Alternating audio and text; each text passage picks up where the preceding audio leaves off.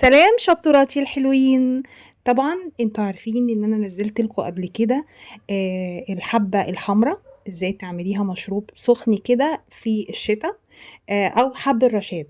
طبعا هي حب الرشاد هي الحبة الحمراء اللي دايما بيعملوها في دول الخليج وبتدفيهم في الشتاء، في البرد والسقعة والتكتكة. طبعا مشروب حب الرشاد ليه فوائد كتيرة قوي، هعملها لكم النهاردة بطريقة لذيذة. يلا بينا نشوف الطريقة، يلا معايا. طبعا عايزة اوريكم شكل حب الرشاد او الحبة الحمراء. طبعا في ناس قالت لي لا، الحبة الحمراء حاجة وحب الرشاد حاجة. انا لما بحثت عنه في جوجل لقيتهم هم الاتنين زي بعض، حب الرشاد هو الحبة الحمراء. طبعا زي ما انتم شايفين ده شكله، وبذوره رفيعة جدا ولونه احمر، عشان كده سموها الحبة الحمراء. طبعا بيتعمل مشروب جميل ولذيذ، هعمله لكم النهارده بطريقة مش مستاهلة. طبعا حب الرشاد ليه فوائد كتيرة قوي، تقدروا تبحثوا عنها في جوجل عشان الفيديو ما يطولش عليكم.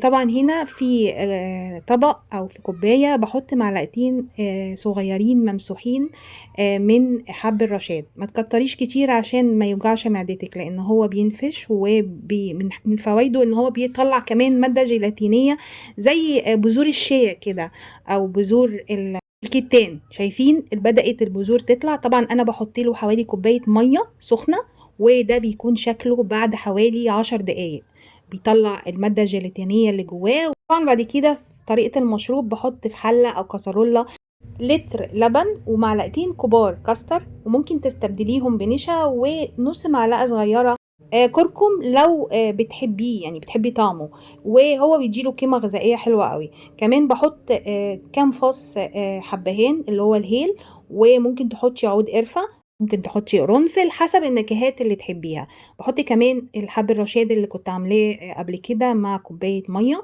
وبقلبهم على البارد لغاية ما كل المكونات تدوب، وبعد كده احطه على النار مع التقليب المستمر لغاية ما يتخن معايا وقوامه يتقل.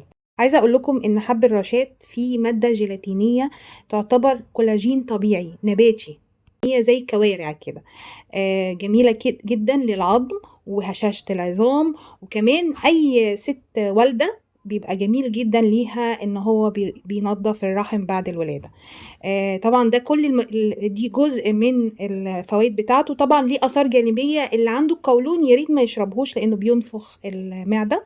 كمان الستات الحوامل مش حلو ليهم زي القرفه كده.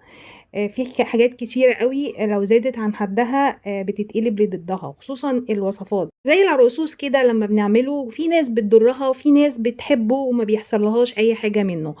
فمشروب حب الرشاد زي ما له فوائد ليه آثار جانبية، فخلي بالكم واشربوا الحاجة في المعقول. طبعا كلامي ده كله رد على تعليقاتكم لما نزلت بوست عن مشروب حب الرشاد. طبعا يا ريت تقولوا لي رأيكم في التعليقات واستفساراتكم، وكمان لو حد عارف معلومة عن حب الرشاد يقولها لنا في التعليقات. واتمنى لو عجبتكم الوصفة لايك ومشاركة مع اصحابكم عشان يستفيدوا. كانت معاكم مها القناوي، مع السلامة.